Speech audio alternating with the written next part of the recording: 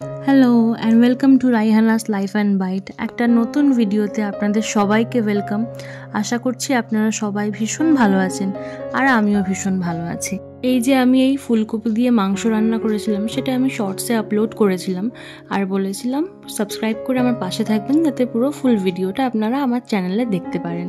So আজকে নিয়ে চলে এসেছি এই যে আমার মা জলপাইয়ের টক আচার করেছে, যেটা তেলের মধ্যে ডোবানো থাকে। তো ফার্স্টে আমি একটু ওটা দেখিয়ে দিচ্ছিলাম, আচারটা রোদে দেওয়া ছিল, তো আমি ওটা নিয়ে জাস্ট একটু ভিডিও করছিলাম। আর এদিকে মা ফুলকপি কেটে দিয়েছে আর আলুও কেটে দিয়েছে, আমি এটাকে একটু ধুয়ে নিচ্ছিলাম। আর সাইডে আমি দুটো বড় বড় সাইজের পেঁয়াজ কেটে নিয়েছি। আর এখানে কিছুটা চর্বিযুক্ত মাংস নিয়েছি। এই রান্নার জন্য একটু চর্বিযুক্ত মাংস হলে রান্নাটা ভীষণ মজার হয়, তাই জন্য একটু চেষ্টা করবেন যাতে চর্বিযুক্ত মাংস নিতে পারেন। আর আমি এখানে ফার্স্টে মাংসটাকে ম্যারিনেট করে নিচ্ছি। একটুখানি পেঁয়াজ দিলাম আর রেগুলার যে মশলাগুলো থাকে, হলুদ গুঁড়ো, জিরে গুঁড়ো, ধনে গুঁড়ো, জিরে মরিচের গুঁড়ো যেগুলো, সেগুলো দিয়ে আমি ভালোভাবে এটাকে মেখে নিচ্ছি। আমি তেল আর নুনটা একটু পরে দেবো। আর তো ফার্স্ট টাইম এটাকে ভালোভাবে মেখে নিচ্ছি। এক একটা পিস দেখতে পাবেন আমি হাত দিয়ে ভালোভাবে ডলে ডলে মেখে নিচ্ছি। মাখার ওপরেই টেস্ট।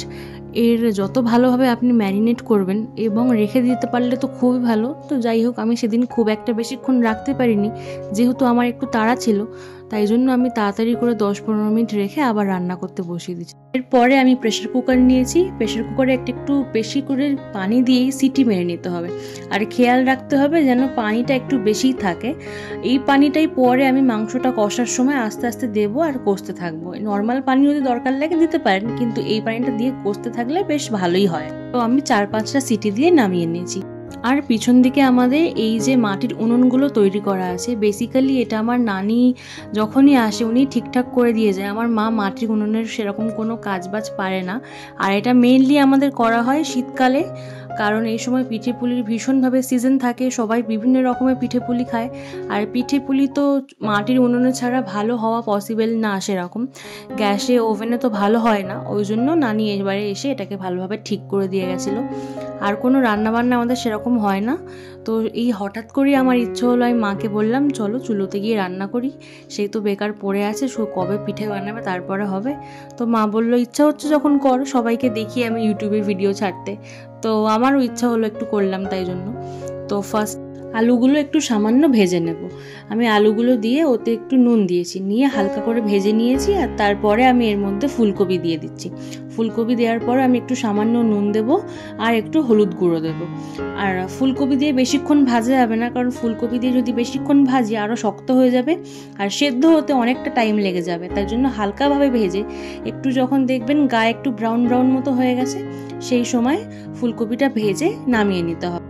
তো আমি এটা কিছুক্ষণ নাড়াচাড়ার পরে দেখলাম যে এর গায়ে বেশ ভালোই সুন্দর কালার চলে এসছে, যেরকম আমার দরকার আছে। আমি একটু তুলে দেখিয়েও দিলাম। তো এরপরে আমি সব এক জায়গায় তুলে নিলাম আর এটাকে সাইডে রেখে দিয়ে আমি আবারও কড়াইতে একটু তেল দিলাম।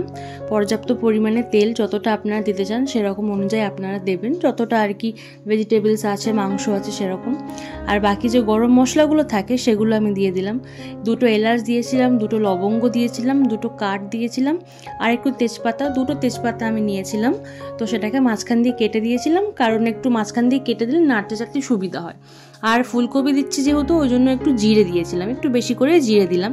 আর তারপরে এতে পেঁয়াজগুলো দিয়ে দিলাম। পেঁয়াজগুলো দিয়ে একটু ভালোভাবে নাড়াচাড়া করে ভেজে নেব। আর এর সঙ্গে সঙ্গে মশলাগুলো ভাজা হতে থাকবে।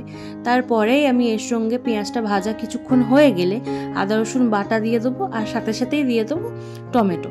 যেহেতু আমি ফুলকপি দিয়ে রান্না করছি ওই জন্য একটু জিরে, টমেটো এগুলো দিয়ে করছি, কারণ এগুলো দিয়ে করলে বেশ টেস্টটা ভালো আসে, সুন্দর আসে। আমি আগেও করে দেখেছিলাম।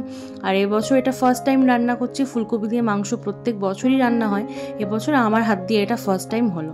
আর তারপরে একটুখানি মশলাটা ভাজা ভাজা হয়ে আসলে রেগুলার যে মশলাগুলো থাকে, একটু জিরে গুঁড়ো, ধনে গুঁড়ো, হলুদ গুঁড়ো, গোলমরিচের গুঁড়ো এইসব দিয়ে দিলাম। এগুলো আমি মাংসটা ম্যারিনেট করার সময় দিয়েছিলাম, সেই সময় একটু অল্প দিয়েছিলাম। তার এটাই কারণ যাতে আমি পরে মাংসটা কষার সময় আবার একটু মশলা দিতে পারি। তো দু জায়গায় ভাগ করে মশলাটা দিয়ে কষলে বেশ টেস্টটাও ভালো আসে, তাই জন্য আমি এখানেও একটুখানি দিয়ে কষিয়ে নিলাম। এরপরে আমি পানি অ্যাড করলাম, সামান্য একটু পানি অ্যাড করার পরে একটুখানি কষিয়ে নিয়ে মাংসগুলো এতে দিয়ে দিলাম। মাংসগুলো এতে দিয়ে দেওয়ার পরে একটু হাই হিটে মানে হাই ফ্লেমে ভালোভাবে কষতে হবে। চুলোর জালটা আমার একটু আস্তেই হয়ে গেছিলো, যেহেতু আমাদের কারোরই অভ্যাস নেই, আমার মাও সেরকম একটা পারে না, আর আমি তো কোনোদিন রান্নাবান্না এই চুলোতে কোনোদিন করিও নি। তো আমি একটুখানি ওই জন্য কনফিউজ হয়ে যাচ্ছিলাম। তো মা এসে আবার জালটাকে ঠিক করে দিল। তারপরে আবার হাই হিটে এটাকে একটু রান্না করে নিলাম, ভালোভাবে কষিয়ে নিলাম। এর মাঝখানে আমি শুধু কষানোর সময় প্লেন পানি ইউজ করিনি, যে পানিটা আমি রেখেছিলাম, যেটা আমি প্রেসার কুকারে সিটি দিয়েছিলাম, সেই পানিটা রেখেছিলাম, সেটা দিয়ে আমি বারবার করে কষিয়ে নিয়েছি। আর তারপরে কষানোর পরে একটুখানি ঢাকা দিয়ে আমি 5-10 মিনিট মতো রেখেছিলাম, যাতে মাংসটার মধ্যে ভালোভাবে ফ্লেভার্সগুলো ইনট্যাক্ট হয়ে যেতে পারে। আর তার কষানোর সুন্দর একটা কালার দেখে নিয়ে, যেরকম আমার পছন্দ সেরকম কালার দেখে নিয়ে আমি এর মধ্যে আগে আলুগুলো দিয়ে দিলাম। যেহেতু আলুগুলো কাঁচা ছিল, আমি জাস্ট একটু হালকা করে ভেজে নিয়েছিলাম, তার জন্য ফার্স্টে আলুগুলো দিয়ে নিলাম। তারপরে আমি ফুলকপি দিলাম, দিয়ে এটাকে একটু ভালোভাবে কষিয়ে নিতে হবে। ফুলকপি দেওয়ার পরে খেয়াল রাখতে হবে যাতে একটু হালকা হাতে ভালোভাবে কষিয়ে নেওয়া যায়, নাহলে ফুলকপির যে একটা গন্ধ আছে সেই গন্ধটা বারবার আসতে থাকে। তো সেরকম ভালোভাবে একটু কষিয়ে নিতে হবে। আর এখানে আমার মা চলে এসেছিলো একটু হেল্প করে দেওয়ার জন্য।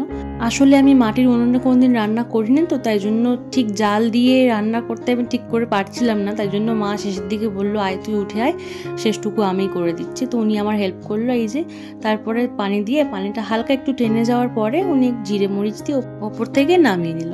আর এই যে আমি একটু বাটিতে তুলে নিয়েছিলাম ভিডিও করব বলে।